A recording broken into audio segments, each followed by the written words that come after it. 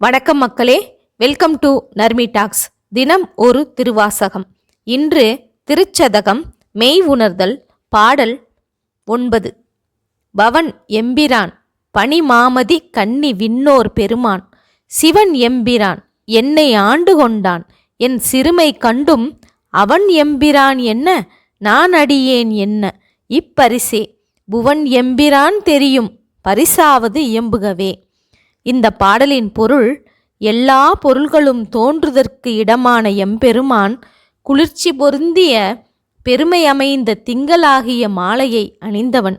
தேவர் பெருமான் சிவனென்னும் பெயர் உடையவன், எல்லோரையும் காப்பவன்.